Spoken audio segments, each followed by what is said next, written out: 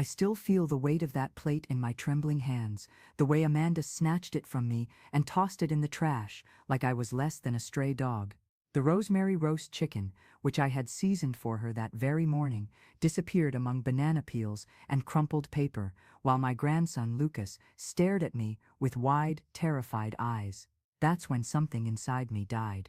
It wasn't just the humiliation of having my food thrown away. It was the certainty that at 65, after raising that family with my own calloused hands, I had become a disposable burden in the house I built with so much love. "Grandma Helen will eat the leftovers, if there are any," Amanda declared, with that glacial coldness that seemed to come straight from the freezer without even looking me in the eyes. "Everyone has their place here, and yours isn't what it used to be." Her words cut my soul like sharp knives, while my son Mark remained in absolute silence, his eyes glued to the plate, too cowardly to defend the woman who birthed him, who raised him alone, who worked 16-hour days so he could study and become the successful lawyer he is today. I rose from that table, my table, which I had chosen and bought with the money from my sewing, with the dignity I still possessed. I walked to the small back room they had granted me in my own house, and it was there between the walls I had painted sky blue, because I always dreamed of having peace in old age, that I understood the magnitude of the betrayal I was experiencing. I didn't cry that night. Crying would have given them the satisfaction of seeing me broken. Instead, something far more dangerous began to grow inside me, the determination of a woman who had been underestimated her entire life. I'll go back to the beginning, so you understand how I arrived at this moment of absolute humiliation. My name is Helen Rodriguez, and for 43 years I was married to Robert, a good man who died too young, a victim of a heart attack at 52.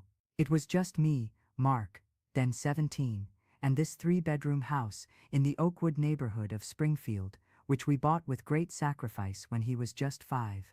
Robert worked as a mechanic, and I sewed at home to supplement our income.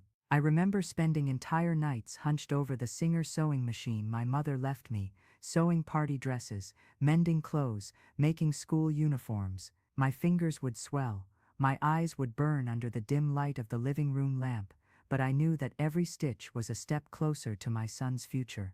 When Robert died, it felt like the ground had vanished beneath my feet. Suddenly, I was a 48-year-old widow, with a son in his senior year of high school, and a house to support on my own. Many people advised me to sell the house and move to a smaller, cheaper place, but I refused. That house was our home, where Mark had grown up, where Robert and I had built our family. It was our legacy, our future, our security. I doubled my workload. I started sewing for 3 different shops, accepting any job that came my way, no matter how small the amount. I got up at 5 in the morning to make Mark's lunch, worked until late at night, and slept 4 or 5 hours a night. My body protested, my back ached, but my heart was at peace. I was fulfilling my mission as a mother, ensuring that my son had all the opportunities I never had. Mark was a bright boy, always was. He got good grades, he was respectful, he helped me with the housework whenever he could. When he got into law school at State University, I cried with joy. It was the fulfillment of my biggest dream to see my son with a college degree, with a prosperous future ahead of him. During his 5 years in college, I maintained the same frantic pace of work to pay for his studies, his books, his clothes, his transportation. I remember his graduation day as if it were yesterday. He looked handsome in the suit I had bought on installments, the first suit of his life. When they called his name and he went up on stage to receive his diploma, I felt my heart overflowing with pride. All the sleepless nights, all the pricked fingers at the sewing machine, all the backaches had been worth it. My son was a doctor of law. In the following years, Mark thrived professionally. He landed a job at a prestigious firm, then opened his own practice. I continued sewing, but with less intensity. He insisted on helping me financially, but I, foolishly, refused most of the time. I wanted to maintain my independence. I didn't want to be a burden to him. If I had known what the future held, I would have accepted every dollar offered. I would have saved every penny as security for my old age. It was at 32 that Mark met Amanda. She was a social worker, worked at a non-profit, had this beautiful rhetoric about social justice and human rights. At first I liked her. She was polite to me, praised my cooking, seemed genuinely interested in getting to know our family. But I, who had lived long enough to recognize masks, noticed small signs that bothered me. The way she looked at our simple house, as if she were evaluating each piece of furniture. The way she deflected the subject whenever I talked about my sewing work. The subtle way she started suggesting improvements to the decor, always under the pretext of making everything more modern. They got married 2 years later, and Amanda moved into our house. I thought it was natural. After all, the house had plenty of space, and it would allow them to save up for their own home. How naive I was. Amanda never intended to move out. From day one, she started acting like she owned the place, rearranging furniture, changing the placement of objects, replacing my crocheted napkins with ones she considered more sophisticated. At first, these were small things I overlooked. A young woman wanting to put her personality on the environment was understandable, but the changes intensified. She converted my old sewing studio into an office for herself, saying she needed a place to work from home. My sewing machines ended up in the garage, temporarily, according to her, temporarily, stretched into months.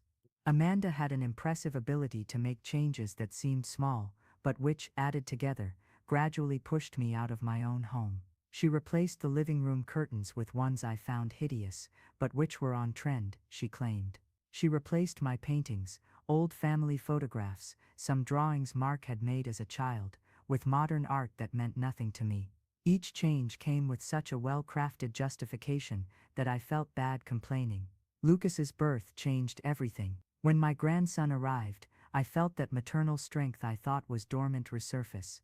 I loved caring for him while Amanda worked, breastfeeding him when she couldn't, rocking him to sleep.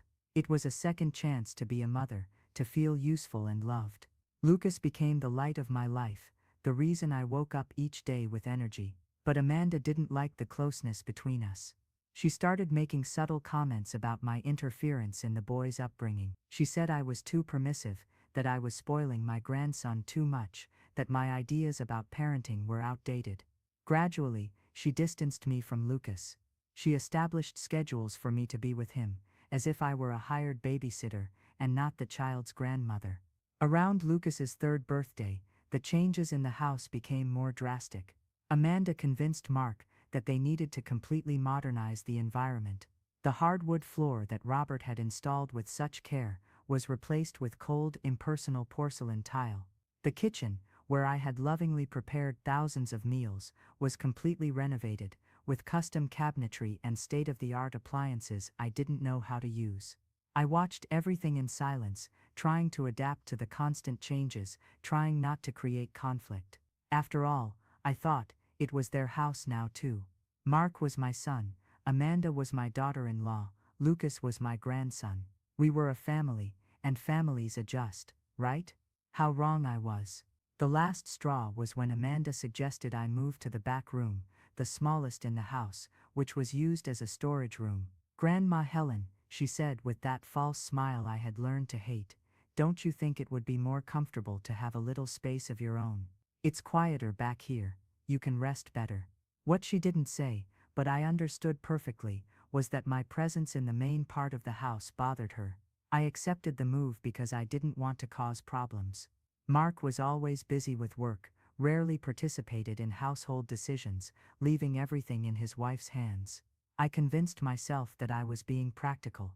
I really did need less space, and the back room, despite being small, had a window overlooking the backyard where Lucas liked to play. But the truth is, that move marked my exile within my own home.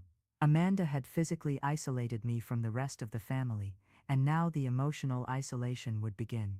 Meals, which were always eaten together, now had conflicting times. Amanda said it was more practical that way, that everyone could eat at their own pace. What she really wanted was to remove me from the family table. Over the next 2 years, my situation gradually deteriorated.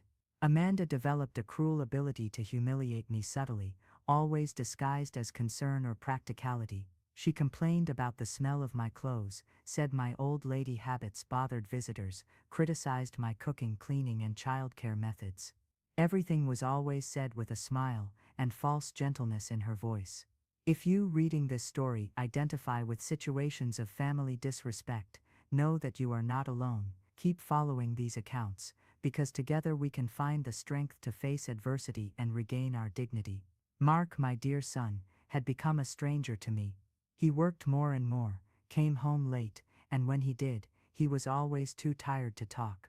On weekends, he preferred to go out with the family, Amanda and Lucas, for activities that coincidentally never included the grandmother. I stayed home alone, listening to the echo of my own footsteps in the place that was once the center of my life. Social isolation was another cruel blow. My old friends, the neighbors I used to chat with, gradually distanced themselves. Amanda spread comments about my emotional instability, said I was becoming difficult with age, suggested that I was starting to have memory problems. None of this was true, but people prefer to believe versions that don't require them to get involved in family conflicts. My health started to suffer, too. I developed high blood pressure, something I'd never had before. I started having insomnia and lost my appetite. When I went to the doctor, always alone, since Amanda was too busy to accompany me, he recommended that I reduce my stress and find enjoyable activities. What a cruel joke! How can you find pleasure when you become a stranger in your own home? My relationship with Lucas also deteriorated. Amanda would invent commitments for him whenever I tried to get close to him.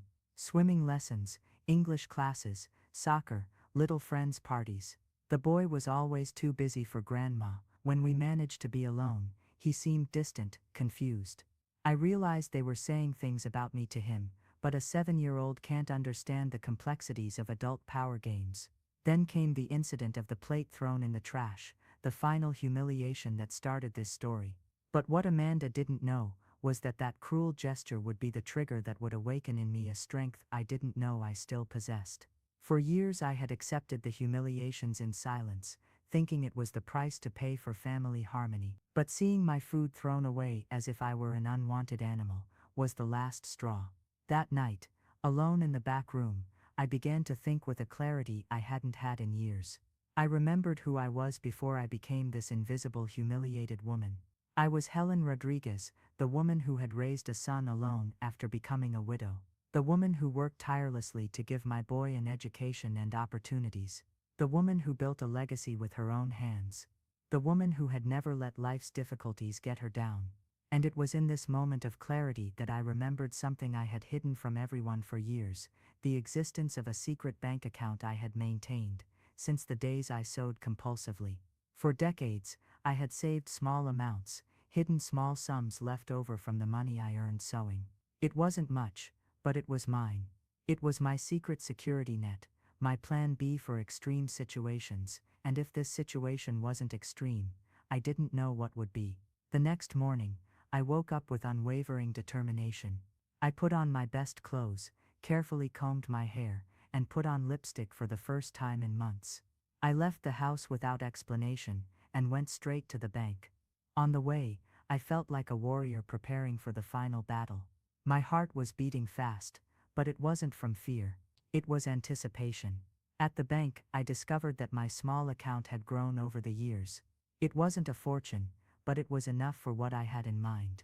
I withdrew a significant amount of cash and went to my next destination, the property registry office. It was time to uncover some truths I had suspected for a long time. What I discovered at the registry changed everything. The house, my house, was still in my name. Despite all the renovations, all the new furniture, all the changes Amanda had made, legally the property was still mine. Robert had left everything to me in his will, and I had never transferred the property to Mark. For years they had lived in my house, spent my money, humiliated and disrespected me, without even having a legal right to it. With this bombshell information in hand, I went to my next destination, the office of a lawyer I had met through a former sewing client.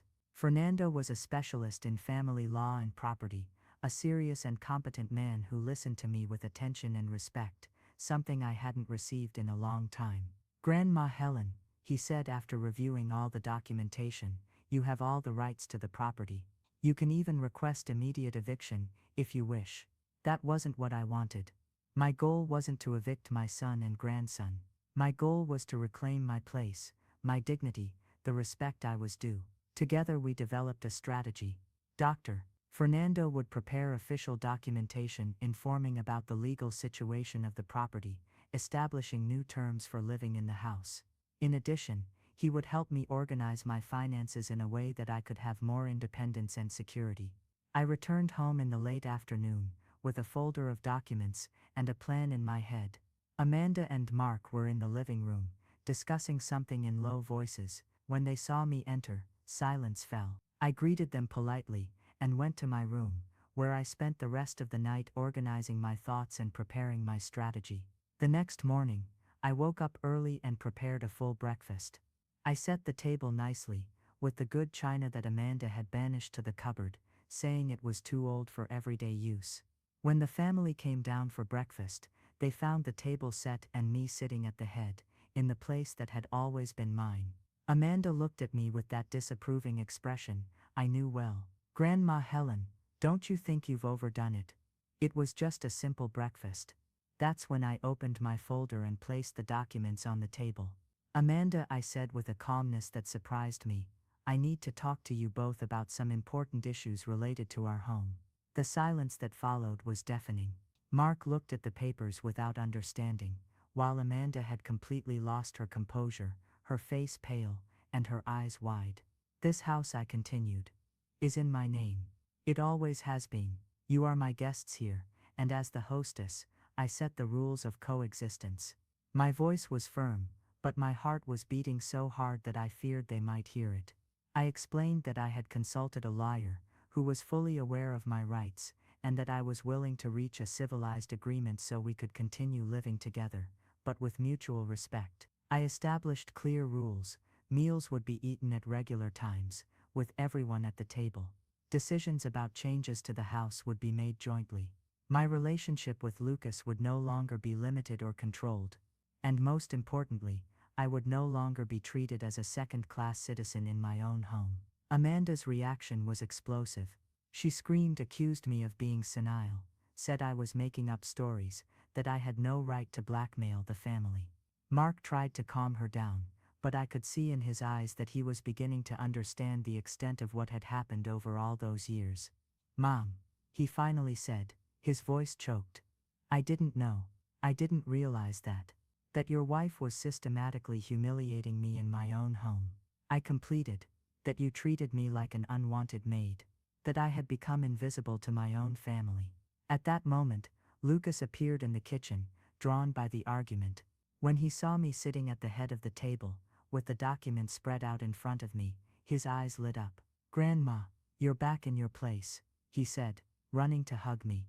That innocent and spontaneous hug from my grandson was the most moving moment of that whole morning. There was proof that despite Amanda's efforts to separate us, the love between us remained intact. Lucas knew, with the instinctive wisdom of children, that this was my place in the family. The following days were tense but productive. Amanda alternated between fits of rage and attempts at emotional manipulation. Sometimes she accused me of destroying the family. Other times she tried to convince me that I was sick and needed medical help. Mark, in turn, seemed to be waking up from a long sleep. He began to question decisions he had left in his wife's hands, to realize how I had been gradually isolated and diminished. The definitive turning point happened when Amanda, in a moment of desperation, threatened to sue me for moral coercion and misappropriation of the house. It was a shot that backfired. Dr. Fernando, my lawyer, not only proved that all the accusations were unfounded, but also presented a detailed dossier on the improvements made to the house over the years, demonstrating that Amanda had spent money that wasn't hers on unauthorized renovations. More than that, he brought to light something I didn't know.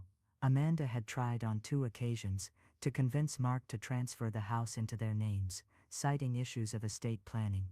My son had refused, but hadn't told me anything about it.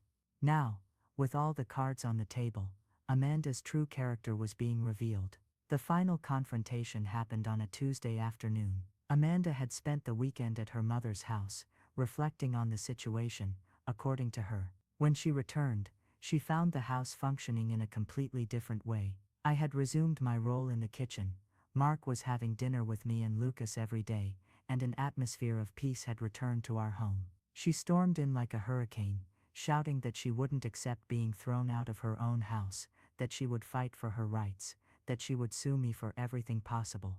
That's when Mark, my son, finally took a stand. "Amanda," he said with a firmness I hadn't seen in years, "enough. You spent years disrespecting my mother, humiliating her, trying to evict her from her own home. I was cowardly, negligent. I let it happen, but I won't anymore." The ensuing argument was intense and painful. Amanda tried to use Lucas as a bargaining chip, threatening to prevent me from seeing my grandson, but the child, with the brutal honesty of childhood, declared that he wanted to stay with his father and grandmother. "Mommy is mean to grandma," he said, and those simple words shattered any argument Amanda might have had. In the end, she packed her bags and left. Not definitively, but to think about the marriage, according to her words. Mark didn't try to stop her. I believe that, deep down, he also needed that time to process everything that had happened, to understand how he had allowed our family to reach that point. The following months were about rebuilding. Mark and I had long conversations, some difficult, others emotional. He apologized to me many times, and I, who have always been a mother before anything else, forgave him. Not because what happened was acceptable, but because maternal love is capable of overcoming even the greatest disappointments. I resumed my sewing activities, now not out of necessity, but for pleasure. I set up a small studio in the room that had been Amanda's office, and I started receiving clients again. The extra income gave me even more independence and self-esteem. Lucas became my official assistant, organizing threads and buttons, doing small tasks that made him feel important. Amanda returned a few times, attempting reconciliation, but always with the same superior attitude, always trying to impose conditions. Mark, who had changed profoundly during those months, did not accept any of her demands. The marriage officially ended 6 months later, in a divorce that surprisingly proceeded without major legal problems. Today, 2 years after that night, when I saw my plate being thrown in the trash, I live a completely different life. I have reclaimed my place in the family, in my home, in my own life. Lucas spends half his time with us and half with Amanda, but our relationship is strong and true. Mark has become a more present father, and a more attentive son. I learned some important lessons on this journey. The first is that dignity isn't something others can take from us, we give it away when we accept being disrespected. The second is that it's never too late to fight for our rights, to stand up against injustice, even when it comes from people we love. The third is that true love doesn't humiliate, diminish, or make us invisible. True love respects values, and includes. I also discovered that age can be an ally, not a limitation. Experience gave me the wisdom to recognize manipulation, maturity gave me the courage to face conflict, and the perspective of years showed me that life is too short to be lived in silence in the face of injustice. My table today is once again a place of gathering, conversation, and laughter. Lucas helps me set the table, Mark comes home with work stories, and I feel again the pleasure of cooking for people who appreciate my care. I'm no longer afraid to occupy my space, to express my opinions, to set boundaries. The house has regained its former welcoming atmosphere, with my belongings in their usual places, with family photos on every wall, with the smell of the home-cooked meals I love to make. The sewing machines came out of the garage and returned to the house, proudly occupying the space that has always been theirs. Sometimes, when I'm sewing in the afternoon and hear Lucas playing in the backyard, I think about how quickly our lives can change when we decide to take the reins. For years, I accepted being treated as an extra in my own story. Today, I am once again the protagonist of my life. It wasn't easy, there were moments of doubt, fear, and sadness. There were nights when I wondered if I shouldn't have continued accepting everything in silence to maintain family peace. But today, I know that wasn't peace, it was just the silence of oppression. True peace only arrived when I reclaimed my place and my voice. To all the women who identify with my story, who feel invisible in their own homes, who accept crumbs of respect from people who should love them unconditionally, I say, it's never too late to start over. It's never too late to say no to disrespect. It's never too late to remember who you are and claim your rightful place. Our place at the table, isn't where others put us. It's where we decide to sit, heads held high, with dignity, with the certainty that we deserve to be there. And when we occupy that place with determination and courage, the whole world reorganizes itself around us. Today, when I sit at the head of my table, I no longer feel the weight of humiliation or the bitter taste of injustice. I feel the taste of victory for someone who knew how to fight for her own dignity and won. I feel the peace of someone who has found her place in the world and decided never to give it up again. Life has taught me that some battles need to be fought, even when they cause us pain, even when they involve people we love, even when they seem impossible to win. Because in the end, the greatest betrayal we can commit against ourselves is accepting to be less than we are, worth less than we are worth, deserving less than we deserve. My plate will never be thrown in the trash again, because I learned that the one who defines my worth is myself, and that worth is non-negotiable. I learned that my place at life's table doesn't depend on the generosity of others, but on my own determination to occupy it. And I learned that it is never too late to reclaim our dignity and our place in the world.